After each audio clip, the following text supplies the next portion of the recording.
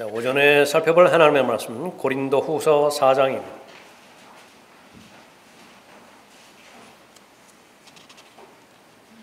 고린도후서 4장 16절부터 18절까지 받도록 하겠습니다.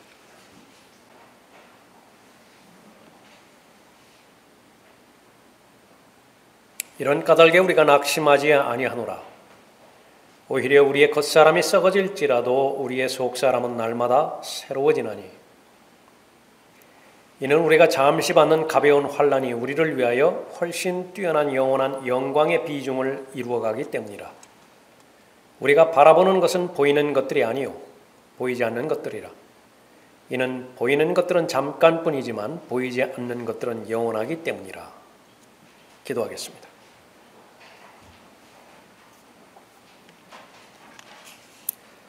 전지전능하시며 거룩하신 아버지 하나님, 예수 그리스도의 보혈로 구원받은 하나님의 자녀들의 모임을 통해서 오늘도 변함없이 영과 진리로 경배드릴 수 있는 최상의 환경들을 조성하여 주시었고, 무엇보다도 준비된 마음으로 만왕의 왕이시고 만주해 주신 아버지 하나님을 경배드릴 수 있도록 인도해 주시니 감사를 드립니다.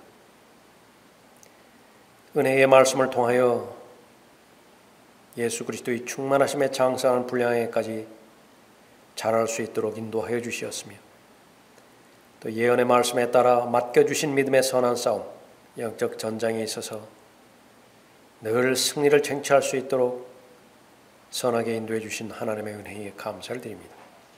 그 모든 부분들은 갈보리 십자가에서 저희 모두를 위해서 고난받으시고 또 피 흘려주신 예수 그리스도의 보혈의 공로임을 주님 앞에 고백을 드립니다.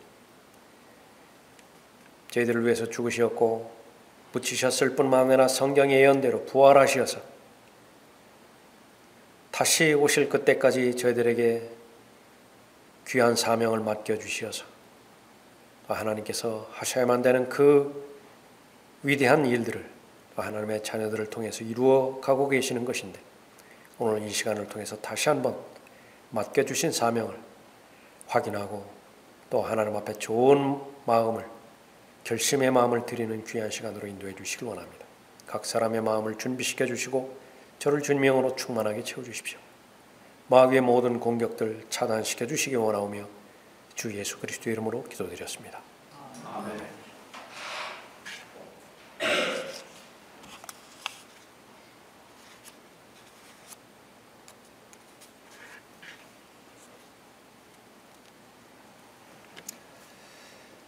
자, 오늘 설교의 제목은 낙심입니다.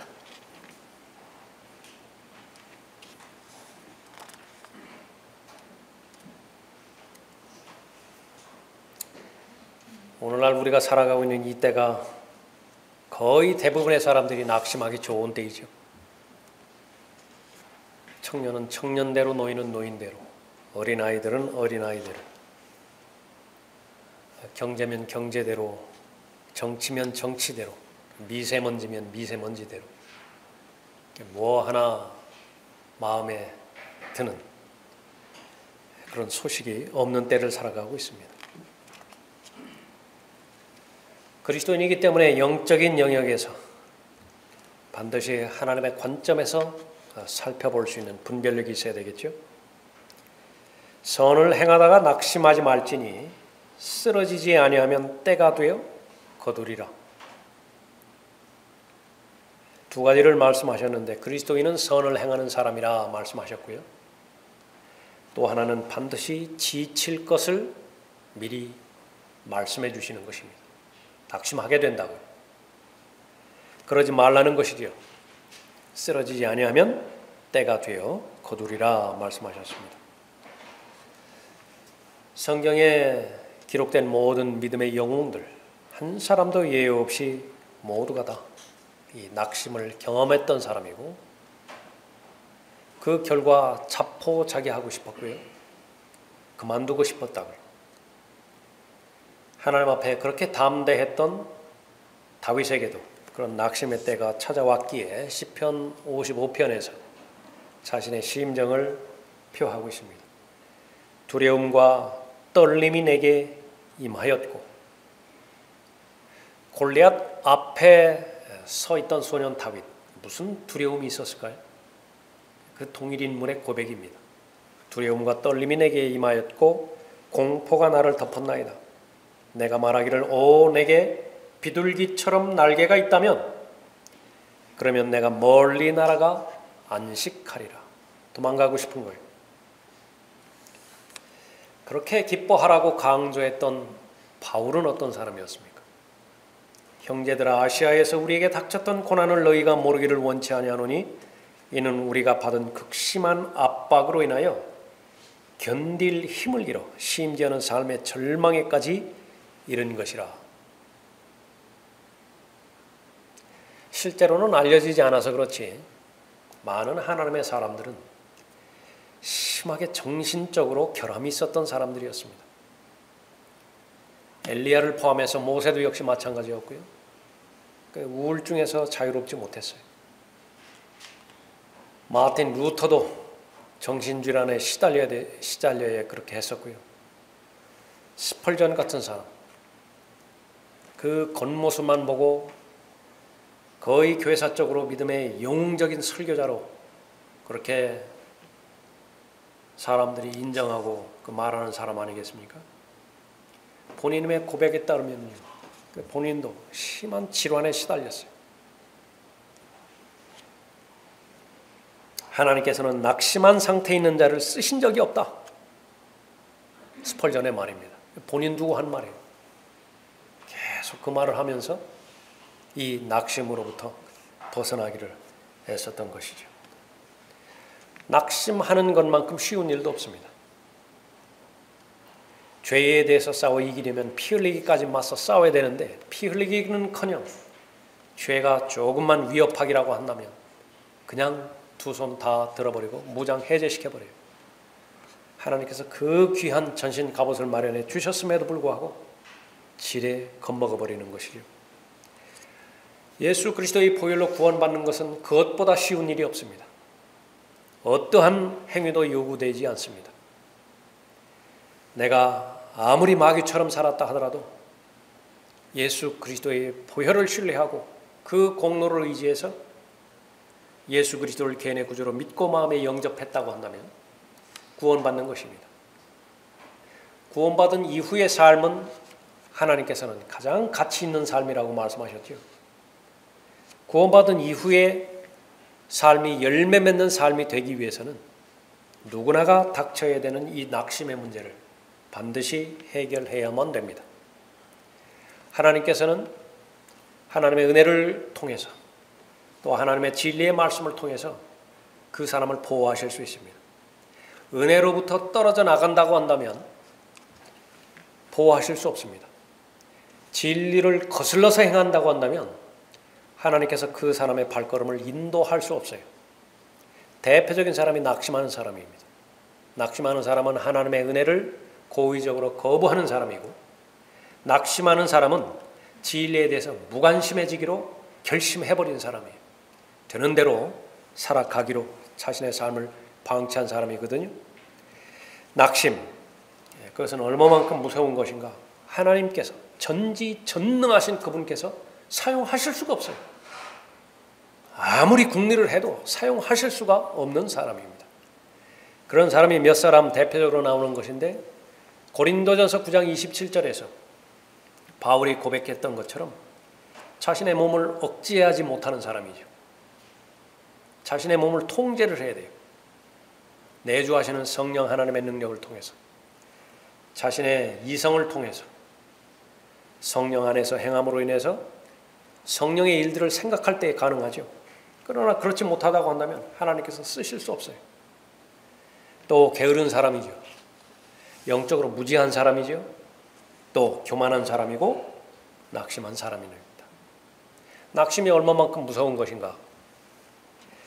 낙심하게 되어졌을 때에는 가장 중요한 기도를 할 수가 없어요. 기도하지 못하는 사람, 그 사람은 낙심한 사람입니다. 어떤 형태로든지 낙심된 상태에 있어요. 그때 주께서는 사람들이 항상 기도하고 낙심하지 말아야 할 것을 하나의 비유로 그들에게 말씀하셨는데, 누가복음 18장 1절에서 말씀하고 있죠.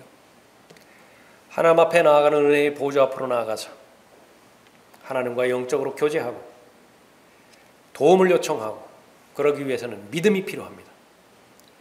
낙심은 그것을 허용하지 않아요. 항상 기도해야 되는 것이 그리스도인인데 그러기 위해서는 낙심의 문제를 반드시 해결해야만 하는 것입니다. 낙심의 문제, 그것은 바로 의지의 문제이고 믿음의 문제인 것을 불의한 재판관의 비유를 통해서 알려주시는 것이죠. 끈질긴 과부의 기도, 그것을 그림으로 보여주시는 것입니다. 이 마지막 날들의 특징은 무엇인가? 재림 바로 직전에는요, 거의 기도하지 않아요. 사람들이 거의 기도하지 않습니다. 그래서 인자가 올 때 그가 세상에서 믿음을 찾아볼 수 있겠느냐? 동일한 누가복음 18장 맥락에서, 문맥에서 말씀하고 있는 것입니다. 왜 기도하지 못하죠? 그만큼 많이 낙심해 버렸기 때문에 그렇습니다. 의욕을 상실해 버렸고 또 열정을 잃어버렸기 때문에 그런 것이죠. 기도하지 않는 것이 왜 그렇게 큰 문제가 되는 것입니까? 단번에 분별력을 잃어버리기 때문에 그래요. 하나님의 관점에서 세상을 바라보아야 영적인 분별력을 가지고 달려갈 길을 잘 달려갈 수 있는 것인데 그 분별력을 잃어버려요. 바로 눈앞에 있는 것들에 의해서 결정할 수밖에 없기 때문에 그렇죠. 가장 중요한 것, 그것이 눈에 보여지지 않습니다. 사소한 것, 크게 보여요. 모든 것이 잘못되어 간다고 암묵적으로 생각합니다. 불안해요.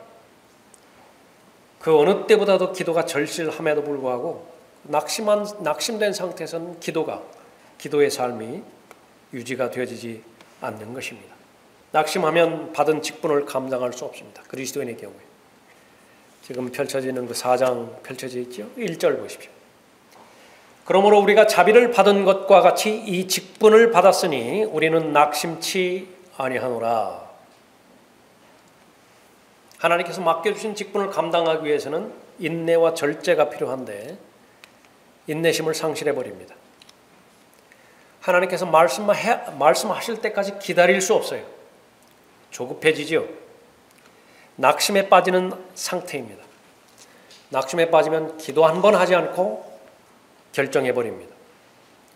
기도하지 않은 채에 무엇인가를 받았다고 한다면 그것이 검증되기 전까지는 불안해요. 하나님께서 주실 수도 있지만은요, 마귀가 던져진 미끼일 수도 얼마든지 가능성이 있는 것입니다. 하나님께서 맡겨주신 직분을 감당할 수 없는 사람, 낙심한 사람이에요. 신경이 날카로워지고 예민해지고 불안해집니다. 모든 것이 불안해질 때 가장 조심해야 될 때임에도 불구하고 알아차리지 못해요.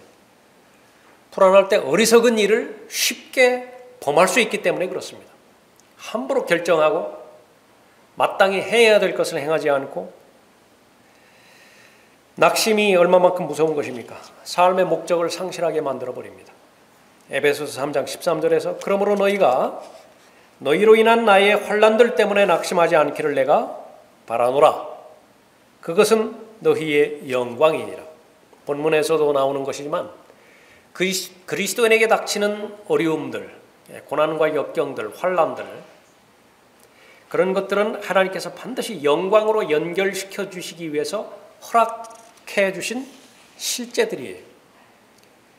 그러나 낙심에 빠져버리면 그 삶의 목적을 상실해 버립니다. 성경의 권고를 더 이상 권고로 받아들이지 못하게 되는 것이죠. 낙심하는 사람, 그 사람은 하나님의 가르침을 받아들일 수 없고 더 나아가서 책망받을 수 없어요. 모든 그리스도인은 하나님의 책망이 반드시 필요합니다. 바로 잡혀져야 되죠. 그러나 어떤 사람에게 하나님께서 책망하시면은요, 그냥 낙담해버려요. 마음이 다 녹아져 버려요.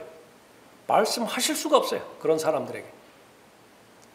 내 아들아 주의 징계를 경시하지 말고 책망받을 때에 낙심하지 말라. 그 결과 계속해서 시간이 흐르면 흐를수록 고립화됩니다. 혼자 돼요. 외로워져요. 우는 자들과 함께 울고 웃는 자들과 함께 웃어야 되는 것이 교회임에도 불구하고, 아니 교회는 더 그 다음이고 가정에서조차요. 공감대를 형성해야 되는데 점점 더 고립하게 되는 것입니다. 영적으로는 낙심된 상태예요. 많은 것들을 잃어버리게 만드는 것이죠. 기도응답을 가장 많이 받았다라고 볼 수 있는 바울의 고백이죠. 고난의 연속이었습니다. 아무리 믿음이 좋아도 현실적인 문제는 그대로 남아있어요. 문제 해결이 되지 않았다고 해서 믿음의 상태가 잘못된 것도 아니에요. 많은 문제가 계속 남아있다고 해서 기도 생활에 잘못된 것도 아닙니다. 오늘 이 본문 말씀을 통해서 낙심에 대해서 하나님께서 가르쳐 주시는 좋은 교훈들을 여러분 개인 마음 가운데 잘 깊이 새김으로 인해서 얼마 남지 않은 이 지상에 머무르는 기간 동안에 여러분이 닥치는 어려움들을 하나님의 관점에서 잘 받아들임으로 인해서 이 절대로 낙심하지 않고 오히려 그런 어려움들을 비교할 수 없는 영광으로 연결시키는 여러분이 되시기 바랍니다. 하나님께서 쓰실 수 없는 사람이 낙심하는 사람이에요. 낙심은 무서운 것입니다. 어떻게 해결할 수 있습니까? 바라보면 됩니다. 마땅히 바라보면 낙심의 문제가 해결될 수 있어요. 첫 번째 바라봐야 되는 대상은 속사람을 바라보면 됩니다. 16절 보십시오. 이런 까닭에 우리가 낙심하지 아니하노라. 오히려 우리의 겉사람이 썩어질지라도 우리의 속사람은 날마다 새로워지나니.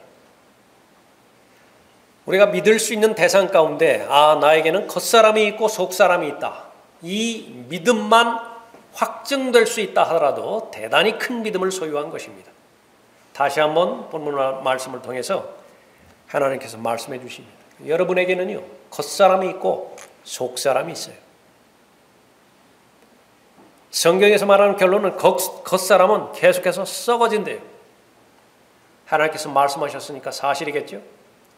겉사람에 해당되지는 여러분의 육체가 있습니다. 20대 후반부터 사람은 늙어가기 시작한다라고 하는 것인데 그것은 사실이에요. 30대 지나고 40대 지나고 그대로 받아들여야 되죠. 현실로 받아들여야 되는 것입니다. 겉사람에 해당되지는 마음이 있어요. 욕망이 있습니다.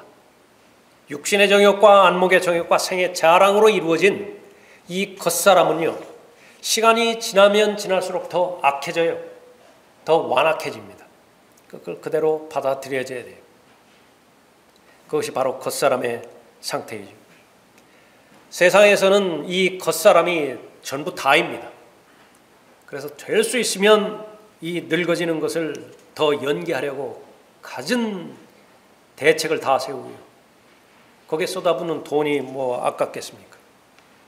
또 자신의 욕망을 실현시키는 데서, 다시 말하면 쾌락이죠. 자기 사랑, 돈 사랑, 죄를 사랑하는 그 부분에 인생을 거는 것입니다. 그 모든 부분에 있어서 하나님께서 인정하실 만한 영역은 단 한 영역도 없는 것은 너무나 당연한 것이죠. 끝을 향해서 달려가는 것입니다. 아무런 소망이 없어요. 그러나 그리스도인은 속사람으로 살아가는 사람이죠. 새 사람입니다. 영적인 사람이고 또 거듭난 사람이에요. 하나님의 본성에 참여한 사람이고 또 하나님의 생명에 동참한 그 새로운 사람이죠. 나이가 들어가면서 또 겉사람은 그 건강한 모습을 잃어버린다 할지라도 믿음이 안정되어지고 견고한 믿음을 소유한 사람, 사람들 눈에는 그렇게 보이는지 보이지 않을는지 모르지만 하나님의 관점에서 보면 가장 아름다운 사람입니다. 가장 귀한 사람이에요. 낙심하는 사람, 하나님께서 쓰실 수 없는 사람인데 그 비결은 첫 번째로 속사람이 날마다 새로워져 간다는 사실을 우리가 잘 아는 것입니다. 어떻게 하면 속사람이 잘 새로워지죠? 오늘과 같은 그 모임을 통해서 매일매일마다 하나님의 말씀으로, 거울인 하나님의 말씀으로 여러분의 속사람을 비추고 더 하나님의 인자함을 맛보아 알아가는 과정을 통해서 속사람이 새로워져 가는 것이지요. 훈련이 필요한 영역도 있습니다. 여러분이 꺼려할 이유가 없겠죠. 좋은 코치를 만나기 위해서, 좋은 감독을 만나기 위해서 아마추어 선수들, 아니 프로 선수들이라 하더라도 얼마나 간절히 기대하고 있습니까? 만났거든요. 그것보다 더 감사할 일이 어디 있어요? 의사 중에 의사를 만났잖아요. 몸은 계속해서 아픈데 의사 중에 의사를 만났다고요.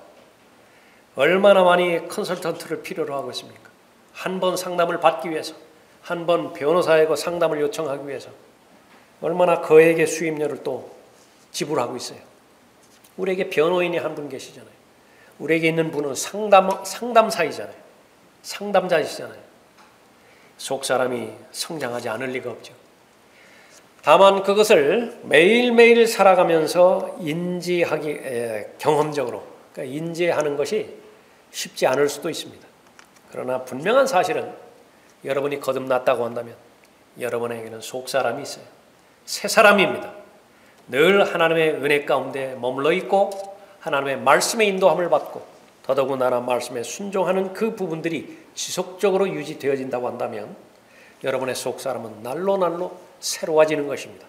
날로 그리스도의 충만하심에 장성한 분량에까지 계속해서 이르는 것이에요. 여러분의 삶이 여러분을 어렵게 만듭니까? 경제적인 문제가 해결되지 않아요?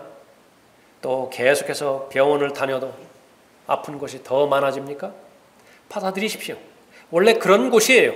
우리가 살아가고는 이 세상은 잠시 있다가 없어져 버릴 것들입니다. 그러나 내 안에 있는 속사람, 새사람, 그것은 영원히 지속될 예수 그리스도와 영원한 영광 가운데서 영혼을 함께 보낼 새 사람인 것입니다. 이는 너희가 죽었고 또 너희의 생명이 그리스도와 함께 하나님 안에 감추어졌기 때문이라. 우리의 생명이신 그리스도께서 나타나실 때 그때 너희도 그와 함께 영광 가운데 나타날 것이라. 여러분의 속사람은 숨겨졌어요. 그러나 예수 그리스도께서 나타나실 때 이제 드러날 것입니다. 실체가 드러날 것이에요.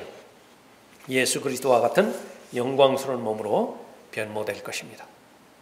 삶을 살아가는 데 있어서 가장 무서운 것, 그것은 낙심입니다. 어느 영역에 있어서도 하나님께서 쓰실 수 없는 무용지물의 상태가 되기 때문에 그렇죠. 반드시 해결하고 벗어나야 됩니다. 해결책은 바라보면 되는 것이에요. 마땅히 바라봐야 되는 대상을 바라보면 되는 것입니다. 두 번째로 무엇을 바라보면 되는 것입니까? 다가올 영광을 바라보면 됩니다. 17절 보십시오. 이는 우리가 잠시 받는 가벼운 환난이 우리를 위하여 훨씬 뛰어난 영원한 영광의 비중을 이루어가기 때문이라.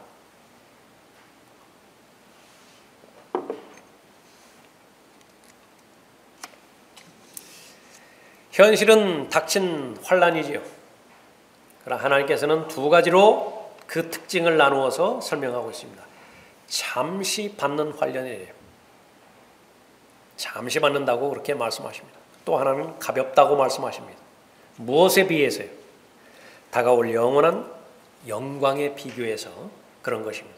다가올 영광은 끝이 없습니다. 지속될 것이에요. 그에 비해서 현재 받는 고난, 환난, 그것은 잠시 받는 것임에 틀림이 없습니다. 비중, 양팔 저울에 달아보겠죠. 내가 고난 받을 때마다 거의 하나씩 더해지겠죠. 역시 마찬가지로 고난 받는 거에 비해서 영원한 영광 또 거기에 입력이 될 것입니다. 예수 그리스도를 증거하는 데 있어서 사람들이 여러분 무시합니까? 그대로 받아들이십시오. 그대로 인정하십시오. 하나님께서 가지고 있는 그 메모리칩이에요. 하나씩 기억 용량에 더하실 것이에요. 나중에 결산해보죠. 본문 말씀의 결론입니다. 비교가 되어지지 않는 것입니다. 잠시 받는 환난으로부터 낙심을 이길 때에 영원한 영광의 비중을 이루어가는 것입니다. 실제 삶을 살아가는 데 있어서 강한 사람이 없죠. 모두가 다 흙으로 만들어졌기 때문에 그렇습니다. 별것 가치도 없는 말 한마디에 마음이 무너지기도 하고요. 낙심되기도 합니다. 그 돈이 무엇이라고? 그 수중에 들어올 때 나갈 때의 마음의 차이가 천국과 지옥을 경험하게 하기도 하죠. 삶을 살아가면서 겪게 되는 문제들, 감당할 수 없는 무게로서 어깨를 짓누를 때에, 한 걸음도 더 나아갈 수 없다고 그렇게 느껴지게 됐을 때에 바로 마땅히 바라봐야 될 대상을 바라보라는 말씀이십니다. 바로 주 예수 그리스도이시죠. 믿음의 창시자의 완성자이신 예수 그리스도를 바라보는 것입니다. 그 예수 그리스도께서 바로 이 환난에 대해서 분명하게 말씀하신 것입니다. 하나님은 서두르시지 않습니다. 사람만이 서둘러요. 하나님께서는 하나님의 시간표를 가지고 계시죠.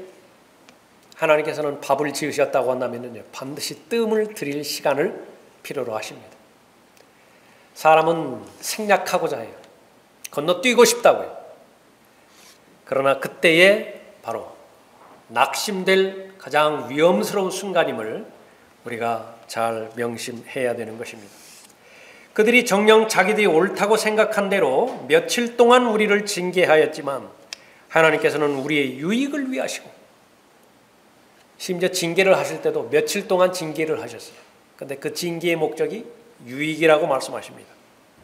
또 우리로 그분의 거룩하심의 참여자들이 되도록 하시느니라. 히브리서 12장 10절 말씀이죠.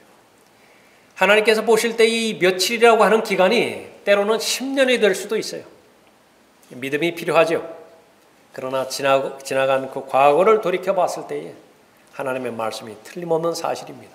그냥 며칠이었어요. 잠깐 동안이었어요. 죽을 것 같은 그런 압박감 가운데서 하루하루 살아가던 그 시절이요. 하나님 보시기에 가볍다 그렇게 말씀하셨을 때 실제로 가벼웠던 것입니다. 그것이 바로 하나님의 은혜 가운데서 그리스도인의 삶을 인도해 주신 그 은혜의 여정이겠죠. 하나님 보시기에는 쓸데없는 것이 전혀 없습니다. 누군가가 말했습니다. 하나님의 나라에는 쓰레기통이 없다고. 버려질 쓰레기가 없어요. 낙심하는 사람, 하나님을 신뢰하지 못하는 사람이죠. 하나님께서는 이 부분에서 실수하시는 것이라고 오판하는 사람입니다. 우리가 알거니와 하나님을 사랑하는 자들, 곧 그분의 목적에 따라 부르심을 받은 자들에게는 모든 일이 합력하여 선을 이루느니라. 현재의 환난을 바라보지 말고 다가올 영광을 바라보아야 되는 이유, 전체 그림을 바라볼 수 있기 때문에 그렇습니다. 마귀가 원하는 것은요, 순간만 바라보게 만드는 것입니다. 순간에만 집착하게 만들어요. 병이 들었습니까? 병만을 위해서 기도하게 만든다고. 다른 거 아무것도 못해요. 재정적으로 손실을 보았어요? 그것만 위해서 기도하게 만들어요. 다른 거 보이지가 않아요. 그러다 보면 그 사람의 마음의 상태는 점점 더 하나님의 은혜로부터 멀어지게 만들고, 그 사람은 진리를 실행하는 데 있어서 하나님께서 부여해 주셨던 모든 기회를 다 상실해버리게 만드는 것입니다. 자기 사랑이에요. 그것은 자기 사랑도 아닙니다. 집착이에요. 아무것도 생산적인 열매를 맺을 수가 없게 되는 것이죠.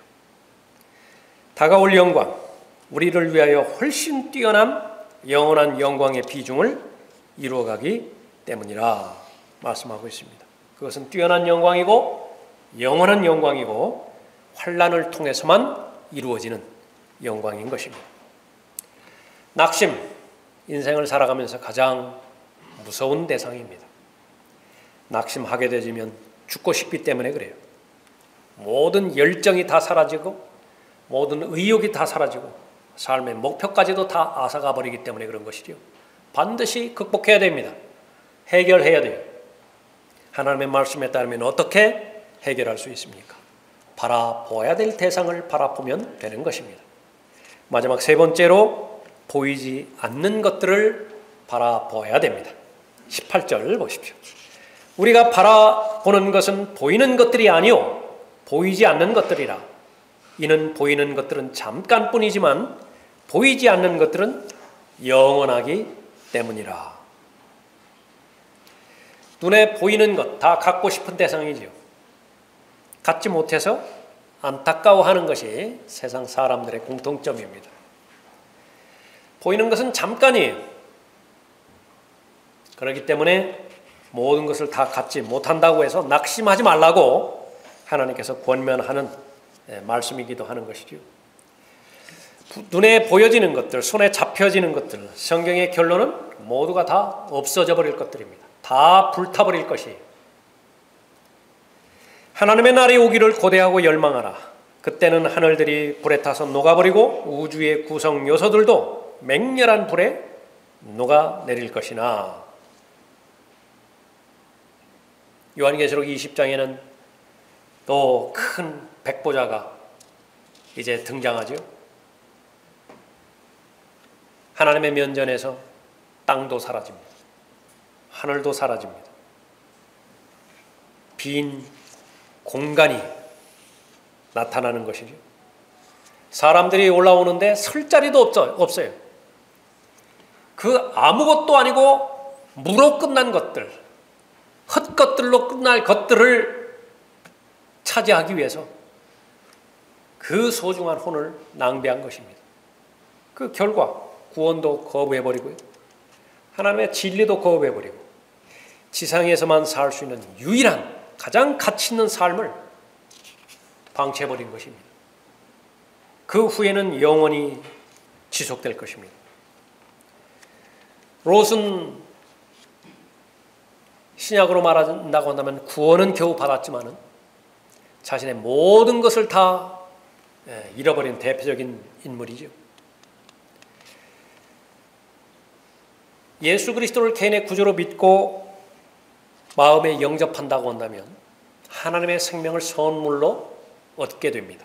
하나님의 생명책에 그 사람의 이름이 기록이 되어지죠. 하나님의 아들로 입양이 되어집니다. 그 사람의 혼은 단번에 영원한 구원을 보장받게 되는 것이죠. 그 구원을 시작으로 해서 그 사람 안에 있는 영이 계속 자람으로 인해서 하늘나라의 유업을 상속받아야 되죠. 천년왕국의 유업을 상속받아야 되죠. 거기에 하나님의 관점이 다 쏠려 있는 것입니다. 구원 받았다고 한다면 그것은 기정사실로 끝난 거예요. 마귀의 관점에서 본다고 한다면 그 구원받은 하나님의 자녀의 혼을 내가 소유할 수는 없습니다. 마귀가 소유할 수는 없어요. 그러나 마귀는 계속해서 그리스도인이 소유해야 될 소유 항목들을 자신들이 빼앗아 가기를 원하고 있는 것입니다. 그것이 마귀 들림의 교리예요.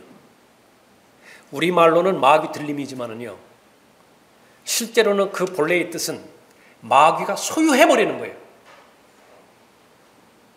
마귀가 소유하는 것입니다. 그 사람은. 소유할 수 없는 것은 유일하게 한 가지밖에 없어요. 그 사람의 혼. 그 혼을 제외하고서 모든 것을 다 마귀가 다 소유할 수 있는 것입니다. 그 사람의 머리도 소유할 수 있고, 그 사람의 마음도 소유할 수 있고, 그 사람의 다리 다 소유할 수 있습니다. 그 사람의 재산, 그 사람의 영향력, 모든 것을 다 소유할 수 있어요.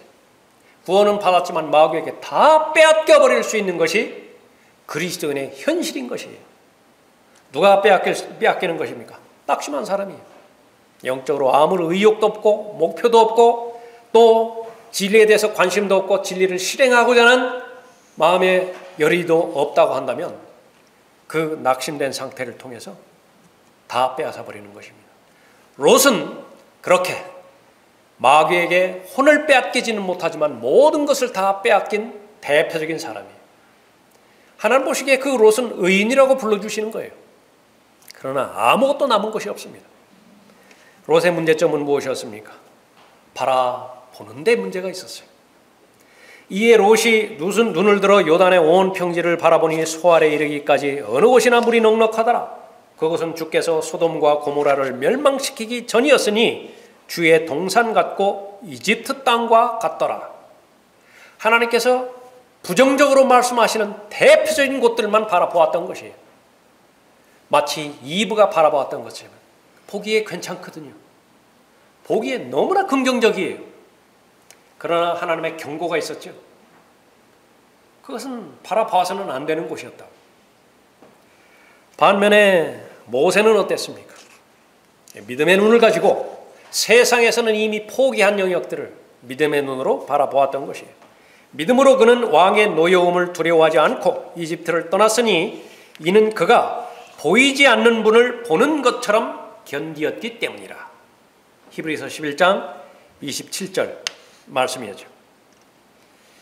그리스도의 심판석, 우리가 바라봐야 되는 대상, 예수 그리스도를 바라봐야 되고요. 예수 그리스도를 바라본 사람은 그리스도의 심판석을 바라보는 것입니다. 우리가 읽은 본문이 고린도후서 4장 17절 18절 말씀이죠. 바로 5장이 연결되어지죠.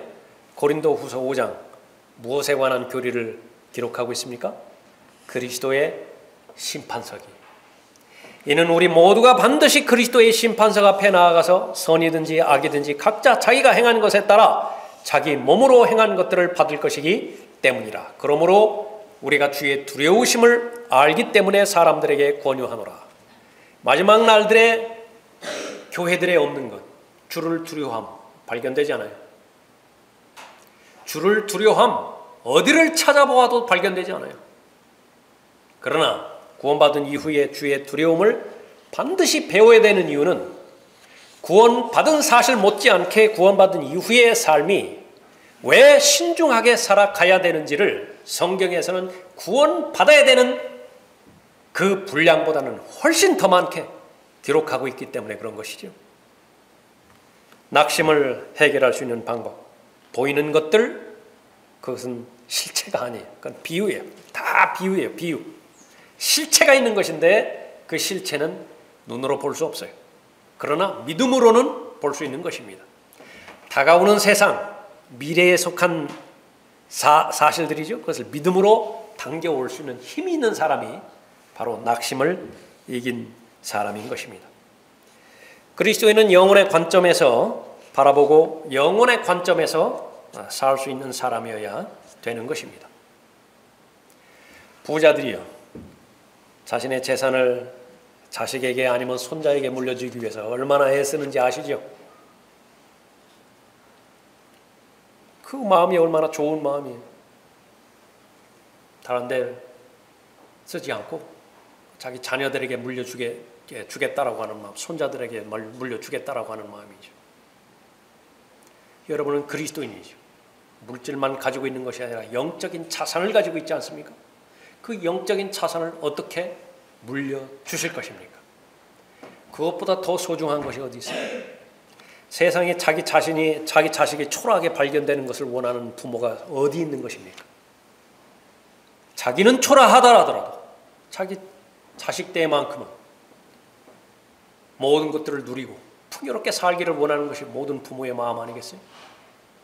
그리스도인, 영원한 유산을 물려주기 위해서 얼마만큼 하나님 앞에 가까이 다가가고 있는 것인가, 여러분 개인적으로 믿음을 확인해 볼 수 있어야 되는 대상인 것입니다. 성숙한 그리스도인, 하루하루 살아가면서 그리스도의 심판석을 의식하고 살아가는 사람, 성숙한 그리스도인입니다. 보이는 것과 보이지 않는 것을 연결해 주는 것, 그것은 바로 성경이지요. 성경은 눈에 보이는 거예요. 불타버릴 수도 있습니다. 다른 사람이 빼앗아 버릴 수도 있어요. 그러나 성경에 계시되어 있는 진리, 그것은 누구도 빼앗아 갈 수 없습니다. 여러분의 마음과 이미 결합이 되었다고 한다면 여러분에게는 진리가 되어져 있는 것이죠. 오 주여, 주의 말씀은 영원히 하늘에 세워져 있나이다. 그 하늘에 세워져 있는 말씀, 하늘과 땅은 없어진다 하더라도 하나님의 말씀 결코 없어지지 않는 것이죠.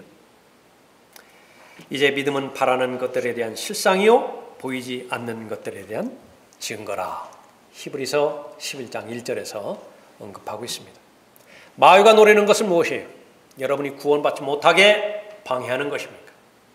마귀가 그 부분에 실패했습니까? 절대로 포기하지 않습니다. 여러분이 그리스도인이기 때문에 소유할 수 있는 모든 것들, 그것들 하나도 남김없이 다 빼앗아가도록 혈안이 되어 있는 것입니다. 낙심시키기만 하면 돼요. 낙심을 반드시 이겨야 되겠죠? 오늘 본문 말씀을 통해서 하나님께서 가르쳐 주시는 진리의 말씀이에요. 마땅히 바라봐야 될 것을 바라보기만 하면 되는 것입니다. 여러분의 삶을 되돌이켜 보시고요.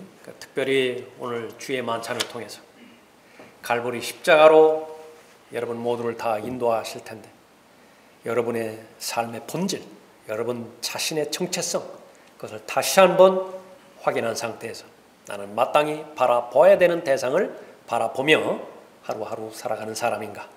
성령 하나님께서 조명해 주시는 대로 인도해 주시는 대로 여러분의 마음을 하나님 앞에 그대로 말씀드리시는 여러분이 되시기 바랍니다. 기도하겠습니다.